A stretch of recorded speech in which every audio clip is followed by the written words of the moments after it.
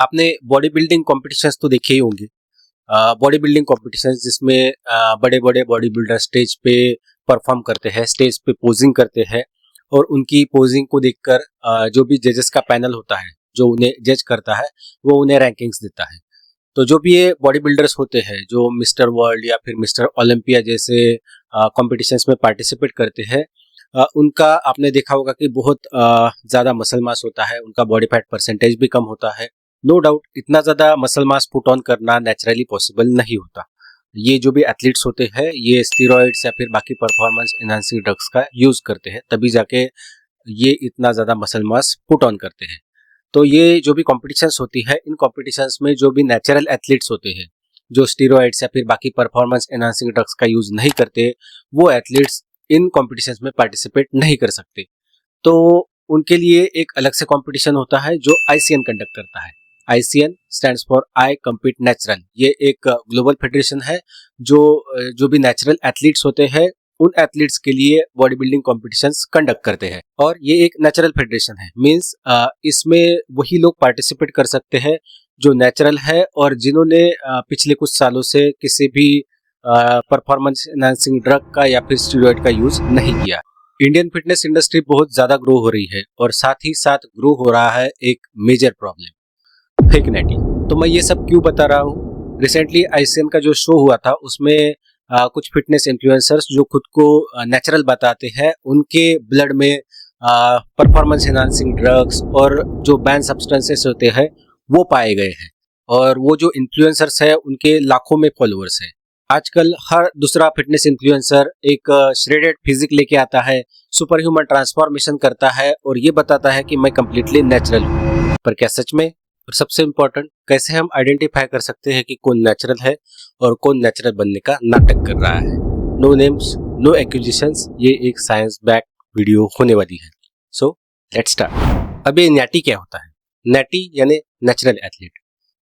ऐसा एथलीट जो अपनी बॉडी बनाने के लिए, मसल गेन करने के लिए स्टीरॉइड्स या फिर सिलेक्टिव एंड्रोजन रिसेप्टर मॉड्यूलेटर्स जिसे हम साम्स कहते हैं, या फिर ग्रोथ हार्मोन्स या फिर इंसुलिन या फिर किसी भी बैंड परफॉर्मेंस एनहांसिंग ड्रग का यूज नहीं करता, उसे हम नैटी या फिर नेचुरल एथलीट कहते हैं। नो डाउट नेचुरली भी हम एक अच्छी लीन मस्कुलर और एस्थेटिक फिजिक बना सकते हैं, लेकिन नेचुरल बॉडी के कुछ लिमिटेशंस होते हैं, कुछ बायोलॉजिकल लिमिटेशंस होते हैं और यही बायोलॉजिकल लिमिटेशंस हमें हेल्प करते हैं फेक नैटी को आइडेंटिफाई करने के लिए। नेचुरल लिमिट फ्रेमवर्क में सबसे पहले आता है फैट फ्री मास इंडेक्स। जैसे बॉडी मास इंडेक्स होता है उसी तरह फैट फ्री मास इंडेक्स होता है। बॉडी मास इंडेक्स में हम टोटल बॉडी वेट को कंसिडर करते हैं, लेकिन फैट फ्री मास इंडेक्स में हम लीन मसल मास को या फिर फैट फ्री मास को कंसिडर करते हैं। Fat free mass index calculate करने के लिए हमें सबसे पहले हमारा फैट फ्री मास कितना है वो जानना पड़ेगा। फैट फ्री मास मतलब हमारे बॉडी में जो भी फैट का वेट है उस फैट के वेट को माइनस करने के बाद जो भी हमारा वेट बचता है उसे फैट फ्री मास कहते हैं। तो फैट फ्री मास पता करने के लिए हमें हमारा total body fat percentage, total body का फैट का मास कितना है वो जानना पड़ेगा। तो हमारा total body fat percentage calculate करने के लिए हम ये स्किन फोल्ड कैलिपर आता है, इसका यूज कर सकते हैं, या फिर एक बायो इलेक्ट्रिक इम्पेडेंस करके एक मशीन आता है उसका यूज कर सकते हैं, या फिर डेक्सा स्कैन का यूज कर सकते हैं जो कि काफी एक्सपेंसिव होता है। फॉर एग्जाम्पल मेरा बॉडी वेट 70 kg है और इस स्किन फोल्ड कैलिपर का यूज करके मैंने ये पता लगाया है कि मेरा बॉडी फैट परसेंटेज 20% है। तो जो स्क्रीन पे फार्मूला दिया है उस फार्मूला का यूज करके मुझे ये पता लगा कि मेरा फैट फ्री मास 56 kg है। यानी फैट को डिडक्ट करने के बाद जो भी मेरा बॉडी वेट बचता है वो है 56 kg। तो इस 56 kg फैट फ्री मास को इस फार्मूला में यूज करके हम फैट फ्री मास इंडेक्स को कैलकुलेट कर सकते हैं, जो कि आता है around 18.3। Fat free mass index का नॉर्मल रेंज होता है 19 to 25, यानी अगर किसी का फैट फ्री मास इंडेक्स 25 से ज्यादा है तो बहुत ज्यादा चांसेस है कि वो बॉडी नेचुरल नहीं है। सेकंड होता है rate of muscle growth. Assume करिए कि आपने जिम ज्वाइन किया है, इससे पहले आपने कभी भी जिम ज्वाइन नहीं किया था, कभी भी वेट ट्रेनिंग नहीं की थी, वेट लिफ्टिंग कभी भी नहीं किया था, आप एक कंप्लीटली बिगिनर हैं और आपने एक पर्सनल ट्रेनर भी हायर किया है, आपने अपने न्यूट्रिशंस को सीरियसली लेना चालू किया है, आप रेगुलर वर्कआउट्स करते हैं तो एक साल वर्कआउट करने के बाद आप कितना मसल मास पुट ऑन करेंगे? नहीं पता? मैं बताता हूँ। तो जो भी बिगिनर्स होते हैं, जिनको कभी भी वेट लिफ्टिंग का एक्सपीरियंस नहीं होता है, वो अगर वर्कआउट्स करते हैं तो एक साल में वो around 0.5 to 1 kg per month muscle mass put on करते हैं। यानी साल भर में अराउंड 6 से 12 किलोग्राम तक मसल मास आप पुट ऑन कर सकते हैं। अज्यूम करते हैं कि आपने अपने वर्कआउट्स को कंटिन्यू किया और वर्कआउट्स करते करते आपको 2 से 3 साल हो गए, तो आप अभी बिगिनर नहीं है, आप एक इंटरमीडिएट लेवल के एथलीट हैं। तो इंटरमीडिएट लेवल के जो एथलीट्स होते हैं वो कितना मसल मास पुट ऑन कर सकते हैं?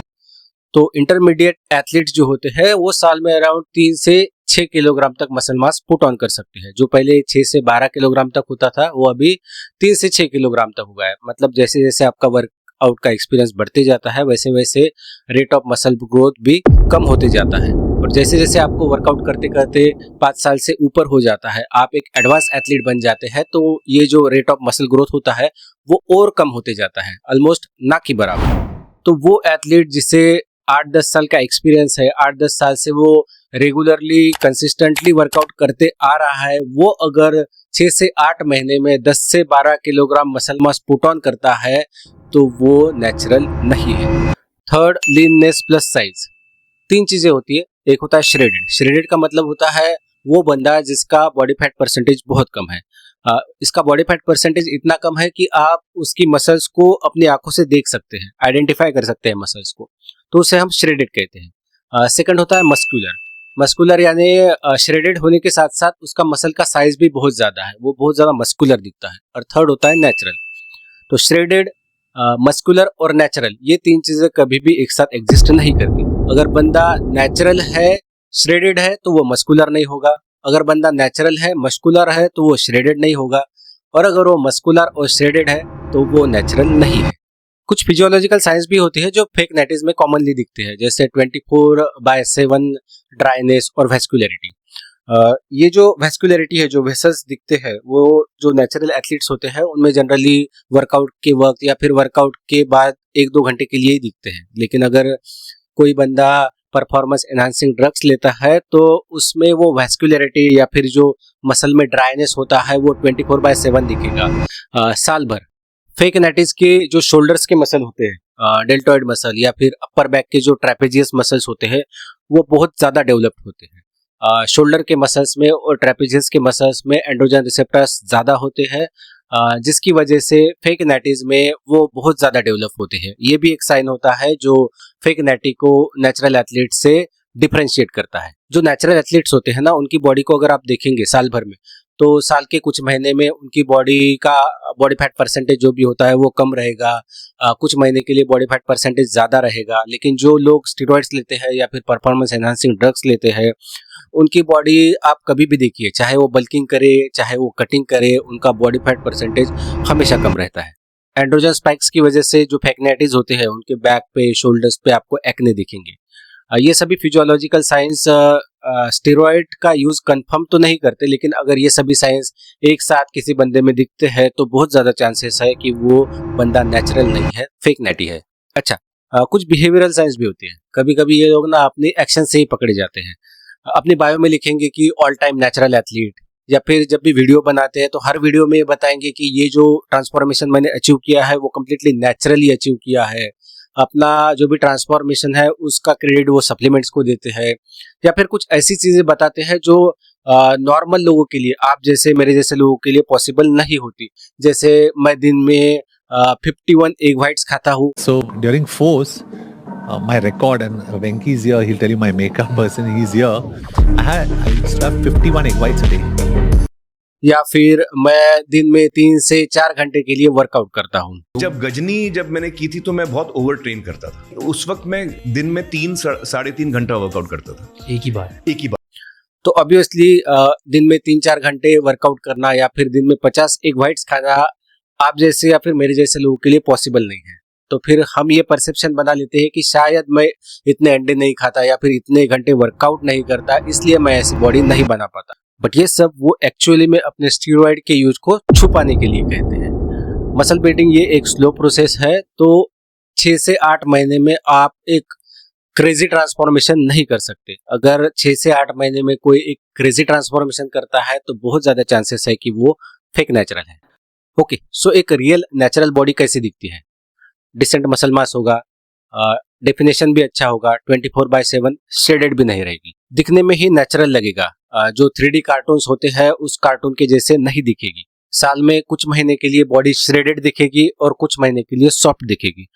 और मोस्ट इंपॉर्टेंट, ये जो भी ट्रांसफॉर्मेशंस होते हैं, ये जो भी बॉडीज बनती है वो 8 से 10 साल के वर्कआउट के बाद बनती है, ना कि 8 से 10 महीने के वर्कआउट के बाद। देखो, हमें स्टीरॉइड्स या फिर बाकी किसी परफॉर्मेंस एनहांसिंग ड्रग से कोई भी प्रॉब्लम नहीं है। आपकी बॉडी है, आप स्टीरॉइड्स यूज करो या फिर किसी और ड्रग को यूज करो। हमें प्रॉब्लम है उन फेक नेटिस के जो जिम बिगिनर्स को एक अनरियलिस्टिक एक्सपेक्टेशन देते हैं, जो जिम बिगिनर्स को गलत गाइडेंस देते हैं और एक अनहेल्दी कंपटीशन क्रिएट करते हैं। और सबसे बड़ा प्रॉब्लम, वो झूठ बेचते हैं, एक अननेचुरल बॉडी को नेचुरल बॉडी बताकर सप्लीमेंट्स को बेचते हैं। तो अगर आप भी एक जिम बिगिनर है और अपने फिटनेस इन्फ्लुएंसर को इंस्टाग्राम पे या फिर यूट्यूब पे देख रहे हैं, तो इस बात का जरूर ध्यान रखिए कि आपका इन्फ्लुएंसर फेक नेटी नहीं है। और अगर फेक नेटी होगा भी तो एटलीस्ट उसे मसल बिल्डिंग की या फिर न्यूट्रिशन साइंस की समझ है। खुद को एनहांस एथलीट के साथ कंपेयर मत करो, अपने बॉडी से रियलिस्टिक एक्सपेक्टेशंस रखो, साइंस को समझो और लॉन्ग टर्म गोल्स पे फोकस करो। आई होप आपको ये वीडियो अच्छी लगी होगी। अगर वीडियो अच्छी लगी है तो वीडियो को लाइक करिए, कमेंट करिए और ऐसे इन्फॉर्मेटिव वीडियोस देखने के लिए चैनल को सब्सक्राइब करिए। See you in the next video.